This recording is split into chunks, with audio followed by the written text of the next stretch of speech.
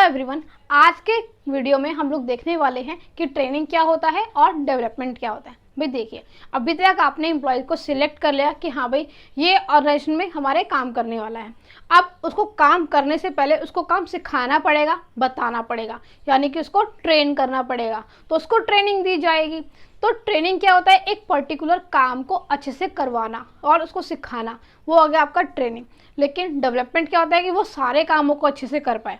तो डेवलपमेंट एक overall concept होता है और जो ट्रेनिंग है वो एक पर्टिकुलर टास्क रिलेटेड ही होता है। तो इसीलिए आप कह सकते हो कि डेवलपमेंट क्या है? एक वास्ट कॉन्सेप्ट है, एक बड़ा कॉन्सेप्ट है, और ट्रेनिंग क्या है? एक डेवलपमेंट का छोटा सा पार्ट ही है। तो चलिए पहले हम लोग देख लेते हैं ट्रेनिंग को। अब ट्रेनिंग का मीनिंग क्या है? It refers to a process designed to maintain and improve current job performance। यानी कि ट्रेनिंग एक प्रोसेस होता है जिसको डिज़ाइन किया गया है। क्यों? ताकि आप या तो मेंटेन कर पाओ या फिर इम्प्रूव कर पाओ जो भी आपकी करंट जॉब की परफॉर्मेंस है। यानी कि अगर आप किसी काम को कर रहे हो या तो आप उसी काम को उसी तरीके से करते रहो या फिर उसको और अच्छे तरीके से करते रहो। तो ये होता है आपका ट्रेनिंग। और ट्रेनिंग जो होती है वो एक स्पेसिफिक जॉब के रिलेटेड होती है। मान लीजिए कि आप मार्केटिंग के पर्सन हो तो आपको मार्केटिंग के जो भी काम दिया गया है उसके हिसाब से ट्रेनिंग प्रोवाइड की जाएगी। अगर आप प्रोडक्शन डिपार्टमेंट के हो तो आपको प्रोडक्शन डिपार्टमेंट के हिसाब से ही ट्रेनिंग प्रोवाइड की जाएगी। अगर आप रिसर्च एंड डेवलपमेंट में हो तो आपको उसके हिसाब से प्रोवाइड की जाएगी ट्रेनिंग। अगर आप अकाउंट्स डिपार्टमेंट या फाइनेंस डिपार्टमेंट के हो तो आपको उसके हिसाब से ट्रेनिंग दी जाएगी। तो हर एक पर्टिकुलर टास्क के अकॉर्डिंग ही उसकी ट्रेनिंग होती है। तो वो डिपेंड करता है कि आप कौन सा काम कर रहे हो, उसी के हिसाब से आपको ट्रेनिंग प्रोवाइड की जाएगी। तो ये हो गया आपका ट्रेनिंग का मीनिंग।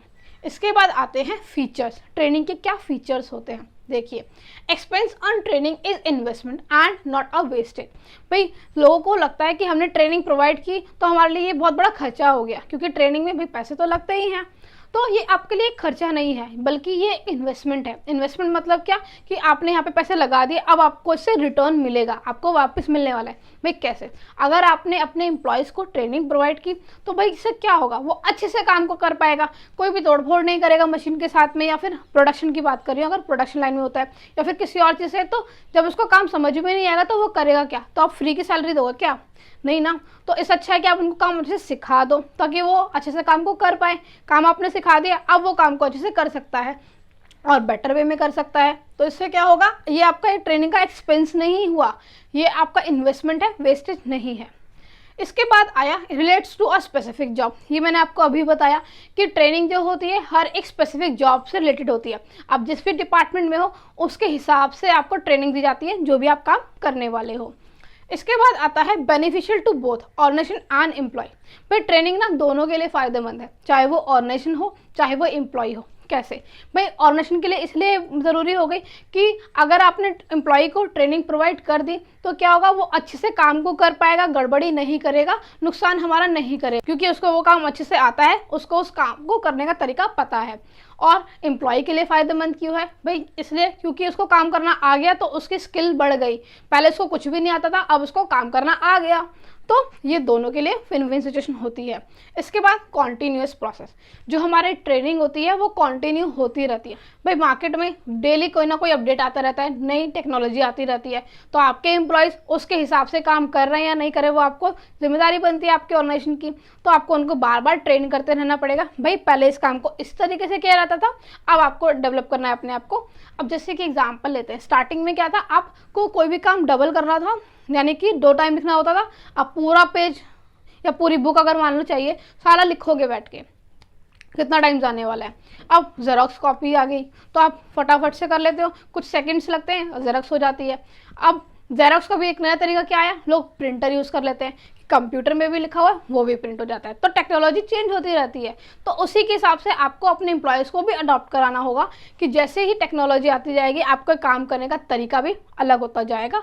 और बेहतर है कि जो भी लेटेस्ट टेक्नोलॉजी आ रही है आपके एम्प्लॉय उसी के हिसाब से काम करें, ताकि आपकी ऑर्गेनाइजेशन लेटेस्ट चीज़ों पे ही काम करे। पीछे वाली भाई जो चीज़ आउटडेटेड हो चुकी है उस पर काम करने का कोई मतलब भी नहीं बनता है। इसके बाद आता है training and development are different. भाई ट्रेनिंग और डेवलपमेंट दोनों डिफरेंट है, ये मैंने आपको स्टार्टिंग में ही बताया, क्योंकि ट्रेनिंग जो होती है वो एक पर्टिकुलर टास्क रिलेटेड होती है, एक पर्टिकुलर जॉब से रिलेटेड होती है, लेकिन जो डेवलपमेंट होता है वो ओवरऑल कॉन्सेप्ट होता है, उसमें आपके सारे एस्पेक्ट्स को इम्प्रूव किया जाता है, इन्हांस किया जाता है, तो वो आपका डेवलपमेंट होता है। तो ये दोनों अलग हो गए। इसके बाद training and education are different. भाई ट्रेनिंग और एजुकेशन भी डिफरेंट होते हैं। कैसे?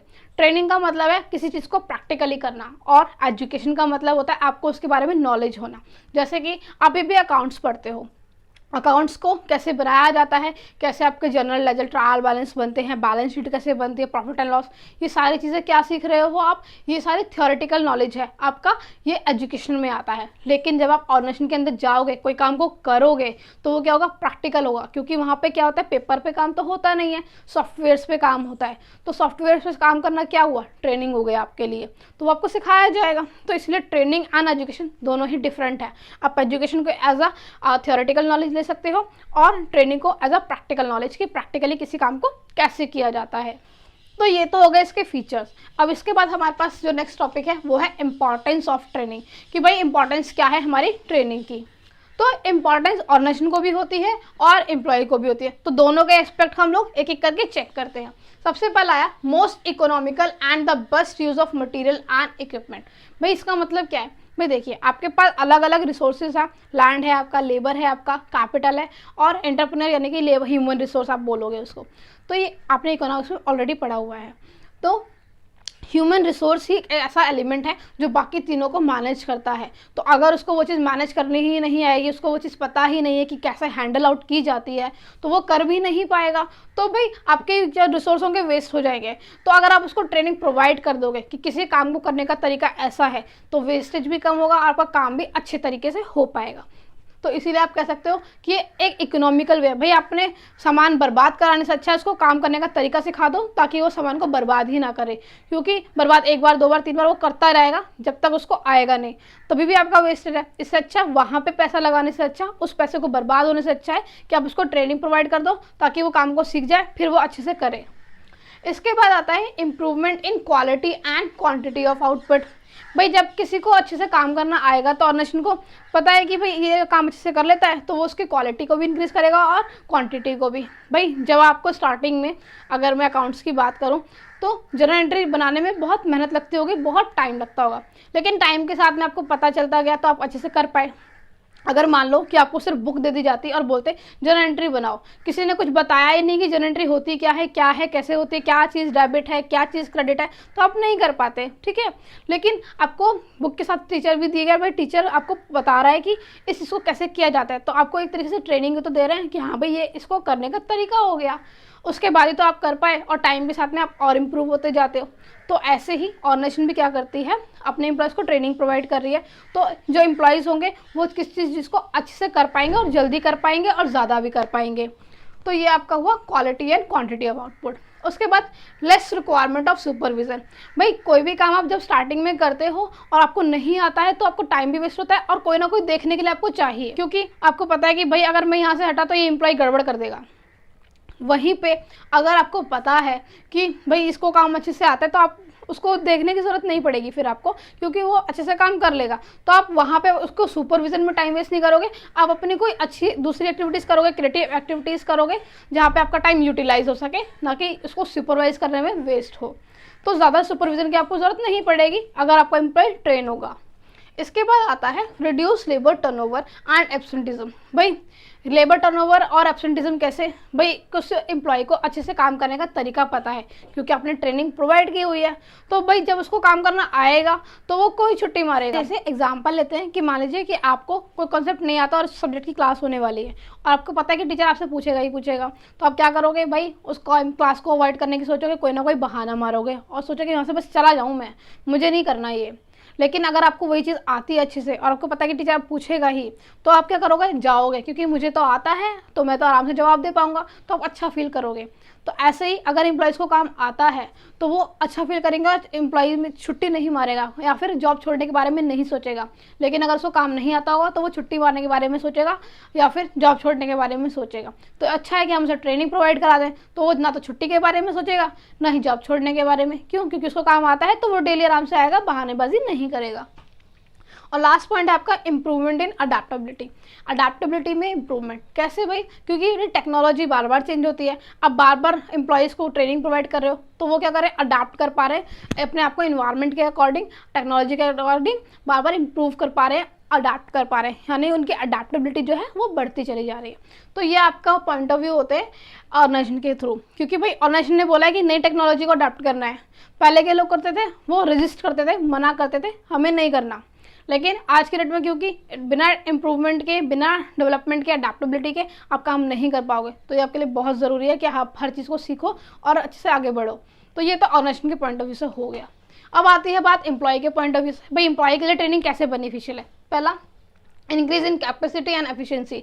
भाई एम्प्लॉय को काम करने का अच्छा तरीका पता चल जाएगा और उनकी एफिशिएंसी बढ़ जाएगी, वो किसी काम को अच्छे तरीके से कर पाएंगे। फिर इंक्रीज इन मार्केट वैल्यू। भाई आप दो लोगों को देखो कि आपके ऑर्गेनाइजेशन है, एक एम्प्लॉय को कुछ भी नहीं आता, एक एम्प्लॉय को बहुत सारी चीज़ें आती हैं, तो आप उसी को हायर करोगे जिसको कुछ चीज़ें आती हैं भाई, क्योंकि आपको उसकी ट्रेनिंग में कम पैसा लगाना पड़ेगा। तो जब एम्प्लॉय को ट्रेनिंग मिल गई तो उसको चीज़ें आ गई, तो इससे क्या हुआ, अब उसकी मार्केट वैल्यू बढ़ गई, क्योंकि अब इसको चीज़ें आती हैं। पहले वो बिल्कुल फ्रेशर था, अब उसको काफ़ी चीज़ों की नॉलेज हो गई है, काम करने का तरीका पता चल गया है। फिर फ्यूअर एक्सीडेंट्स। यहाँ पे प्रोडक्शन की भी ज़रूरी नहीं, सिर्फ प्रोडक्शन के बारे में ही आप बात करो, दूसरे डिपार्टमेंट्स के बारे में बात कर सकते हो कि भाई जब उसको अच्छे से काम को आता होगा तो वो वहाँ पे कोई मिसहैपनिंग होने के चांसेस कम से कम होंगे, क्योंकि वो उस चीज़ को अच्छे से हैंडल आउट कर सकता है। Job satisfaction. तो जॉब सेटिस्फाइड भाई, जब आपको कोई ना कोई काम अच्छे से आता है तो वही आप सेटिस्फाइड फील करोगे और उसको अच्छे से कर भी पाओगे। तो ये आपके पॉइंट हो गए, इंपॉर्टेंस हो गई एम्प्लॉय के पॉइंट ऑफ व्यू से। तो आई होप आपको ये सारी चीज़ें क्लियर अप हो गई होंगी। अगर आपको कोई भी डाउट होता है तो आप मुझसे कमेंट सेक्शन में पूछ सकते हैं। अब हम लोग बढ़ते हैं अपने नेक्स्ट टॉपिक की तरफ। अब हम लोग देखना स्टार्ट करते हैं कि क्या होते हैं मेथड्स हमारे ट्रेनिंग को प्रोवाइड करने के, यानी कि मेथड्स ऑफ ट्रेनिंग। बेसिकली हमारे पास दो ही मेथड्स हैं, एक है ऑन द जॉब ट्रेनिंग और दूसरा है ऑफ द जॉब ट्रेनिंग। तो इनको एक एक करके हम लोग समझना स्टार्ट करते हैं। पहला है हमारा जो ऑन द जॉब ट्रेनिंग। नाम से ही हमको समझ में आ रहा है कि हम काम करते करते ही सीख रहे हैं, क्योंकि आपको ट्रेनिंग तभी प्रोवाइड की जा रही है, इसीलिए इसको बोलते हैं लर्न वाइल डूइंग, क्योंकि आप काम करते करते ही ट्रेनिंग ले रहे हो, तभी सीख भी रहे हो। अब जो इसके मेन मेथड्स होते हैं वो तीन हैं। पहला है इंडक्शन ट्रेनिंग। इंडक्शन ट्रेनिंग का मतलब होता है इंट्रोडक्शन कराना। आप क्या करते हो, जब आपने कोई एम्प्लॉय को लेके आए हो तो आप उसको इंट्रोड्यूस कराते हो ऑर्गेनाइजेशन से और आपके साथ में जो काम करने वाले लोग हैं उससे। आपकी क्या अथॉरिटीज़ है, रिस्पॉन्सिबिलिटी है, आपको किसको क्या काम हैंड ओवर करना है, आप किसको रिपोर्ट करोगे, वो सारी चीज़ें आपको बताई जाती हैं। वो होता है आपका इंडक्शन ट्रेनिंग। इसके बाद आता है अप्रेंटिसशिप ट्रेनिंग। अप्रेंटिसशिप ट्रेनिंग का मतलब देखिए, जब भी आपके घर में अगर कभी काम ही आओ तो आपने देखा हो कि जो भी कारपेंटर या पेंटर आते हैं वो क्या करते हैं, उनके साथ में एक छोटा लड़का भी होता है जो काम को सीख रहा होता है, वो उसको हेल्प करता है। और जो एक्सपर्ट होता है, यानी कि जो भी कारपेंटर है या फिर पेंटर है, वो उसको सारी चीज़ें गाइड करता है कि ये चीज़ ऐसे होती है, ऐसे होती है, ऐसे काम को किया जाता है। तो यहाँ पे एक्सपर्ट की देखरेख में आप किसी ट्रेनिंग को प्रोवाइड कर रहे हो, ट्रेनिंग वो होता है आपका अप्रेंटिसशिप ट्रेनिंग। लेकिन अगर आप इंटर्नशिप ट्रेनिंग की बात करो तो यहाँ पे क्या है, आपको थियोरेटिकल और प्रैक्टिकल नॉलेज का बैलेंस प्रोवाइड किया जाता है ताकि आप दोनों चीज़ों को हैंडल आउट कर सको। लेकिन यहाँ पे किसी एक्सपर्ट की देखरेख में आपको नहीं दिया जाता, आपको एक वर्किंग एनवायरनमेंट दिया जाता है, वहाँ पे आपको इंटर्नशिप दी जाती है और ये कुछ पीरियड की होती है, 2-4 महीने, 6 महीने, इस हिसाब से आपकी इंटर्नशिप ट्रेनिंग का पीरियड होता है। तो ये तो आपके होते हैं ऑन द जॉब ट्रेनिंग के मेथड्स। इसके बाद हम आते हैं ऑफ द जॉब ट्रेनिंग पे। ऑफ द जॉब ट्रेनिंग यानी कि आप जॉब नहीं कर रहे हो, उससे पहले ट्रेनिंग ले रहे हो, तो इसीलिए इसको कहते हैं लर्न बिफोर डूइंग, कि काम करने से पहले आप सीखोगे, उसके बाद आपको काम प्रोवाइड किया जाएगा। इसके अंदर सिर्फ एक ही मेथड आता है जिसे बोलते हैं वेस्टिब्यूल ट्रेनिंग। वेस्टिब्यूल ट्रेनिंग का मतलब क्या होता है कि एक इन्वायरमेंट क्रिएट किया जाता है जो बिल्कुल आपके वर्किंग इन्वायरमेंट जैसा ही होता है। आपके सारे मशीनरी वगैरह और इक्विपमेंट्स जो भी होते हैं हैं वो सारे सेटअप किए जाते हैं और आपको वहाँ पे ट्रेनिंग दी जाती है, जैसा कि आपको जॉब में करते टाइम चाहिए होगा, ताकि आप अच्छे से काम को सीख जाओ, उसके बाद अपनी जॉब को कर पाओ। क्योंकि अगर आप जॉब पे गए सीधा और वहाँ पे फिर मशीन वगैरह पे काम किया और गड़बड़ हो गई तो बहुत लॉस हो सकता है। तो इसीलिए पहले ही एक फॉल्स सेटअप तैयार किया जाता है जहाँ पे आपको ट्रेनिंग प्रोवाइड की जाती है, तो वो होता है आपका वेस्टिब्यूल ट्रेनिंग। तो यहाँ पे आपका ट्रेनिंग का कॉन्सेप्ट पूरा खत्म होता है। इसके बाद हम आते हैं हमारे एम्प्लॉय डेवलपमेंट के कॉन्सेप्ट पे। डेवलपमेंट क्या होता है भाई? आपका ओवरऑल डेवलपमेंट। तो यहाँ पे हम एम्प्लॉय के ओवरऑल डेवलपमेंट की बात करते हैं। तो चलिए पहले इसका मीनिंग देखते हैं। It means to improve the overall effectiveness of the employee, यानी कि हम ओवरऑल इफेक्टिवनेस एम्प्लॉय की इम्प्रूव करने पे काम करेंगे एट देयर करंट पोस्ट, यानी कि जो अभी उनकी एक्चुअली में पोस्ट चल रही है उसकी पोस्ट पे, plus and to prepare them for handling more responsibilities in future, और वो फ्यूचर में भी ज़्यादा रिस्पॉन्सिबिलिटीज़ को हैंडल कर पाएँ उसके ऊपर भी यहाँ पे फोकस किया जाता है। यानी कि अभी जो काम कर रहा है वो भी देखना है, इसके साथ में फ्यूचर में उसको जिन जिन कामों को देखना पड़ सकता है उसके लिए भी उनको ट्रेन किया जाता है, उसकी रिस्पॉन्सिबिलिटीज़ के लिए भी उनको बताया जाता है। तो ये आता है आपका डेवलपमेंट में, यहाँ पे उसके ओवरऑल यानी कि पूरे डेवलपमेंट की बात की जा रही है। तो ये हो गया आपका मीनिंग ऑफ एम्प्लॉय डेवलपमेंट। अब इसके कुछ फीचर्स हैं वो भी देख लेते हैं। देखिए पहला है रिलेटेड टू मैनेजर्स, क्योंकि भाई सारे काम ओवरऑल किसको आने चाहिए? मैनेजर्स को, क्योंकि मैनेजर्स को सारी चीज़ें देखनी होती हैं, सुपरवाइज करनी होती है, गाइडेंस वगैरह प्रोवाइड करना होता है। तो एक मैनेजर को जब तक खुद नहीं आएगा तो वो दूसरों को कैसे बताएगा? फिर मोर फोकस्ड ऑन फ्यूचर, क्योंकि यहाँ पे फ्यूचर में वो बंदा मैनेजर बनेगा तो उसके लिए उसको अभी से तैयार किया जा रहा है। Emphasis on all round development, उसकी ओवरऑल डेवलपमेंट पे ध्यान दिया जाता है। More emphasis on education than on training, यहाँ पे उसको एजुकेट किया जाता है, बताया जाता है चीज़ों के बारे में, ट्रेनिंग कम प्रोवाइड की जाती है। Use to develop hidden talent, भाई अगर किसी एम्प्लॉय के अंदर हिडन टैलेंट है तो उसको डेवलप करने में भी हेल्प करता है। मान लो कि आपके डिपार्टमेंट में कोई काम कर रहा है अकाउंट्स डिपार्टमेंट में, और लेकिन वो कम्युनिकेट बहुत अच्छे से करता है, तो हमें पता चला कि भाई ये कम्युनिकेशन अच्छे से करता है तो मे बी इसमें लीडरशिप क्वालिटीज़ भी हम डेवलप करा सकते हैं, क्योंकि लीडरशिप में भी क्या चाहिए? आपको कम्युनिकेशन चाहिए, या तो अच्छी प्रेजेंटेशन वगैरह काम कर सकता है। तो ये सब कैसे पता चला भैया नेशन को? कि जो उसने आपको ऑब्जर्व किया, और इससे क्या होगा? जब उन्हें पता चल गया तो वो आपको उसमें भी डेवलपमेंट प्रोवाइड करेंगे, तो आपका हिडन टैलेंट जो होगा वो यूज़ होगा। इसके बाद to train employees for accepting challenging jobs, भाई जब आपको कोई काम नहीं आता उसके बारे में बताया जाएगा तो आपको थोड़ी बहुत नॉलेज होगी तो आप ट्राई करना चाहोगे। नहीं तो पहले लोग होते भाई ये काम मुश्किल है मैं नहीं कर पाऊंगा, लोग पहले ही मना कर देते हैं। तो यहाँ पे उनको इनकरेज किया जाता है, उनको चीज़ों के बारे में बताया जाता है ताकि वो क्या करें, कोई भी चैलेंजिंग जॉब है उसको भी कर पाएँ। इसके बाद off the job training methods are use, यहाँ पे हम कौन से मेथड यूज़ करते हैं? ऑफ द जॉब ट्रेनिंग, हम ऑन द जॉब ट्रेनिंग नहीं करते हैं क्योंकि वो एक पर्टिकुलर टास्क रिलेटेड होती है। और लास्ट आता है more emphasis on reasoning ability या क्रिटिकल इवैल्यूएशन, यहाँ पे हम देखते हैं कि उसका क्रिटिकल इवैल्यूएशन कितना अच्छा है, उसकी रीजनिंग एबिलिटी कितनी अच्छी है, क्योंकि एक मैनेजर को ये सारी चीज़ें अच्छे से आनी चाहिए और हम यहाँ पे मैनेजर्स को तैयार कर रहे हैं बेसिकली, तभी उनका ओवरऑल डेवलपमेंट कराया जा रहा है। तो आई होप आपको एम्प्लॉय डेवलपमेंट एंड ट्रेनिंग वाला कॉन्सेप्ट अच्छे से क्लियर हुआ होगा।